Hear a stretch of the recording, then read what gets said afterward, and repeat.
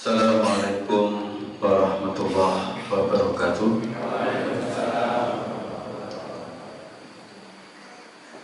Bismillahirrahmanirrahim. Alhamdulillahi rabbil alamin. Assalatu wassalamu ala asrafil anbiya'i wal mursalin Sayyidina wa habibina wa syafiina maulana Muhammadin wa ala alihi wa sahbihi ajma'in. Amma ba'du. Yang kami hormati dan kami muliakan para kesepuhan, para alim, para ulama, para bapak-bapak kiai, para ustadz-ustadzah yang senantiasa dimuliakan oleh Allah SWT.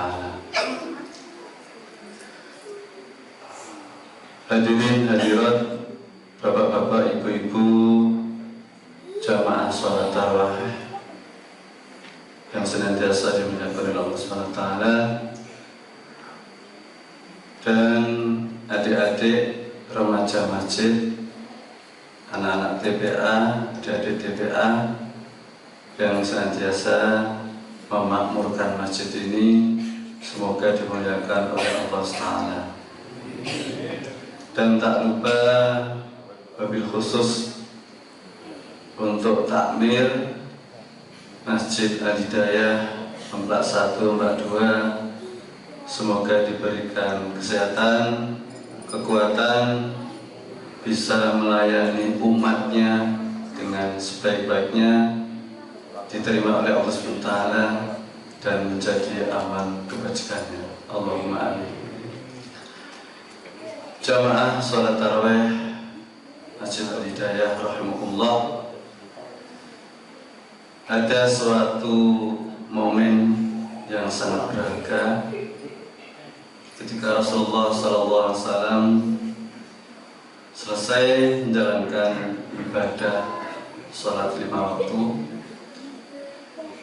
Kemudian di situ keluar dari masjid, berhenti sebentar, dan dilihatlah salah seorang sahabat yang paling kecil, sahabat Rasulullah, yang bernama Mu'ad bin Jabal.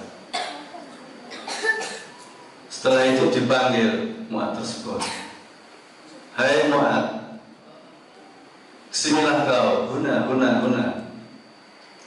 Kemudian karena itu yang memanggil Rasulullah, Mu'ad bin Jabal itu kemudian datang duduk bersama Rasulullah SAW. Kemudian di situ Mu'ad ditanya, Mu'ad, maukah kau kuberikan nasihat?"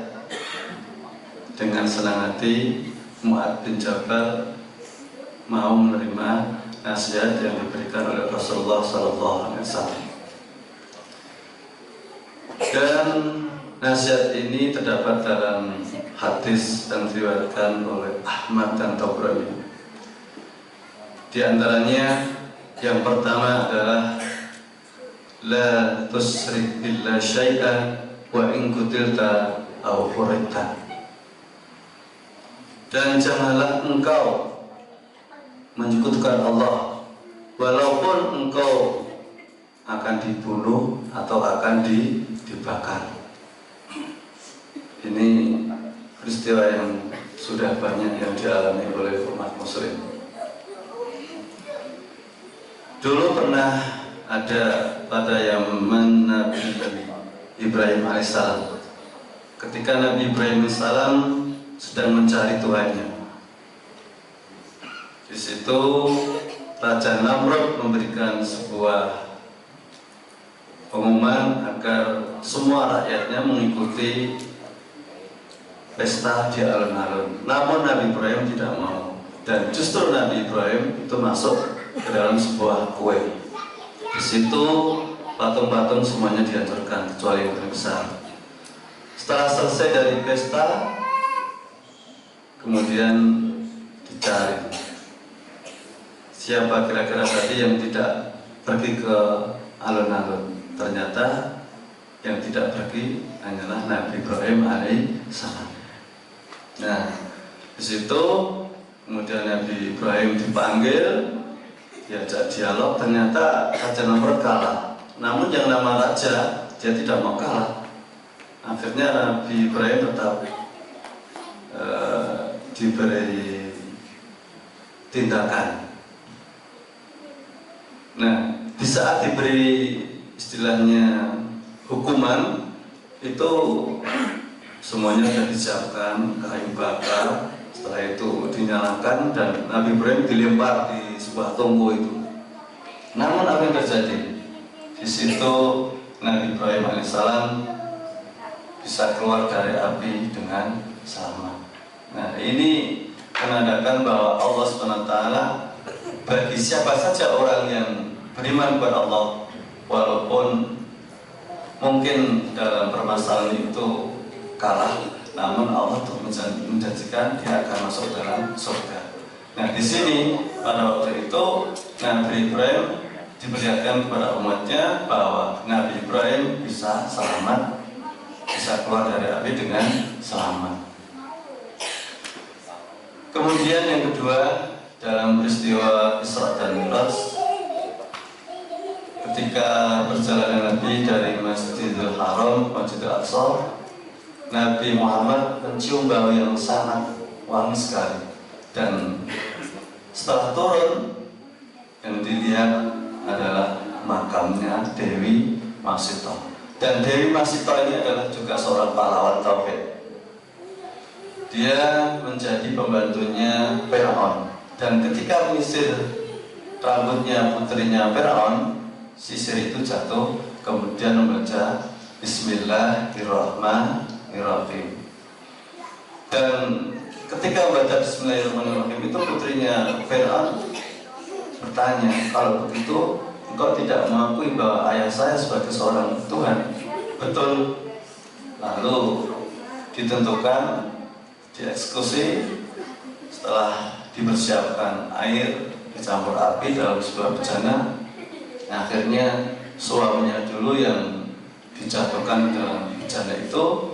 Kemudian setelah itu Dewi Masito dan putranya juga dilempar dalam sebuah bejana, air dicampur dengan minyak yang sudah dipanasi, dilempar di situ. Dan setelah kejadian itu menjadikan bahwa Dewi Masito beserta keluarganya semuanya meninggal dunia. Dan ini yang diperlihatkan kepada Allah, kepada kita. Walaupun keadaan di dunia kalah, namun Allah tetap menjanjikan bahwa Dia akan masuk dalam surganya Allah Subhanahu wa Ta'ala. Kemudian yang kedua, wala tu'aqanna walidai fa in amarka an tukhraja min ahlika wa malika. Rasulullah memberikan nasihat kepada Mu'adz bin Jabal yang kedua, janganlah kau berani, janganlah kau durhaka kepada kedua orang tuamu, walaupun kekasihmu, walaupun istrimu atau banda harta-hartamu itu akan meninggalkan engkau. Jadi apapun yang terjadi, ya, istri itu surganya berada di suami. Jadi apapun bentuknya, istri itu harus tetap mentaati suami. Ini pernah terjadi pada zaman Rasulullah SAW. Salah seorang sahabatnya yang bernama Alqamah, anak-anak sudah tahu. Alqamah ini sahabat Rasulullah, dekat Rasulullah, bahkan setiap hari bersama-sama mengikuti sholat jamaah di Masjidil Haram waktu itu. Namun Alqamah ini lebih mementingkan istrinya daripada ibunya. Kemudian sampai akhirnya ibunya itu meninggalkan karena tidak betah dengan istrinya. Lalu ketika Alqamah ini sakit berat, istrinya itu lapor kepada Nabi Muhammad SAW. Kemudian Nabi Muhammad mengutus Abu Bakar dan Umar untuk melihat kenyataan Alqamah. Betul, ketika dilihat sedang nazak berat, sulit rohnya itu mau kuat. Kemudian Rasulullah datang ke rumahnya Alqamah, betul dilihat sedang nazak. Kemudian minta kepada para sahabat, masihkah punya keluarga? Dijawab para sahabat, masih. Dia masih mempunyai seorang ibu. Lalu dicari begitu sampai ketemu. Dan ibu itu disuruh untuk memaafkan. Namun awalnya tidak mau. Saya tidak mau memaafkan Alqamah, karena Alqamah itu mementingkan orang lain daripada ibunya. Kalau begitu, Bilal, tolong cari kayu bakar sebanyak-banyaknya. Untuk apa ya Rasulullah? Untuk membakar Alqamah. Daripada nazak, rohnya soal tidak dibakar itu. Nah, ketika itu ibunya mendengar kalau Alqamah mau dibakar. Akhirnya ibunya itu tidak tega kalau dibakar. Kemudian Rasulullah mendekati ibunya dan ibunya memaafkan. Lalu dituntutlah oleh Rasulullah dan akhirnya Alqamah bisa mengucapkan kalimat La ilaha illallah. Itu pertanda bahwa Alqamah ketika akhir hayatnya dengan mengucapkan kalimat La ilaha illallah, insya Allah masuk dalam surganya Allah Subhanahu wa ta'ala. Hadirin jamaah sholat tarawih yang dimuliakan oleh Allah Subhanahu wa ta'ala.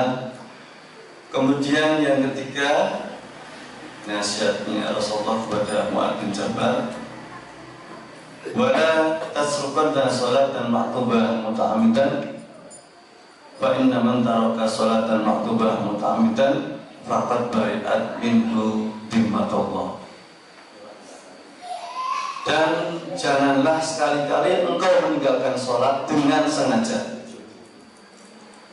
Meninggalkan sholat dengan sengaja. Udzur boleh, jamak boleh, ya. Ini yang menjadi permasalahan adalah meninggalkan sholat dengan sengaja. Sebab apabila orang meninggalkan sholat dengan sengaja, maka orang itu akan lepas dari tanggungan Allah Subhanahu wa ta'ala. Lepas dari tanggungan Allah Subhanahu wa ta'ala. Ini banyak sekali kejadian ini. Di zaman Rasulullah juga ada. Kemudian di zaman Utsman bin Affan itu juga ada. Ada orang meninggal setelah dimandikan, dikafani, disolatkan, ternyata di dalam kain kafan itu ada seekor ular yang sangat besar sekali, dan dia menggigit mayit, menghisap darahnya, mengunyah dagingnya. Nah, ketika ular itu akan dibunuh, dia mengucapkan kalimat asyhadu an la ilaha illallah wa asyhadu anna muhammadar rasulullah. Kenapa engkau mau membunuhku?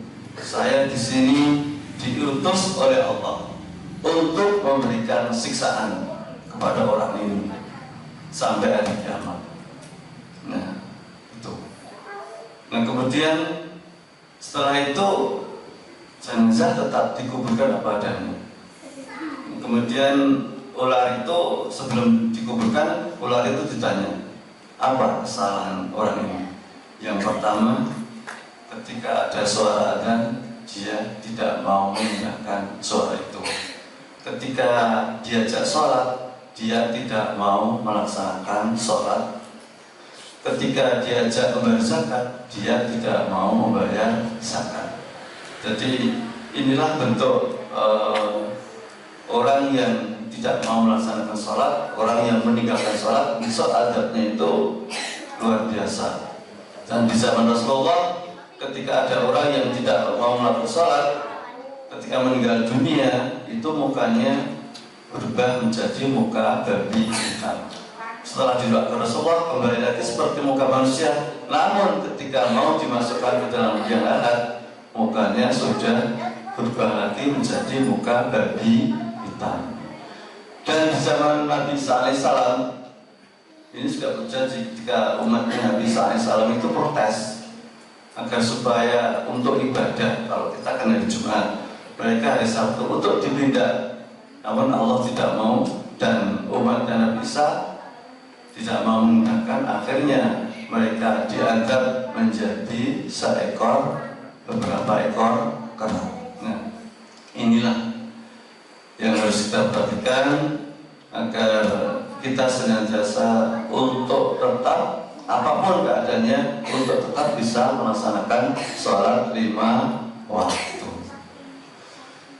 Demikian saja foto pada malam hari ini. Ada kronologinya, mohon maaf dan terima kasih. Assalamualaikum warahmatullahi wabarakatuh.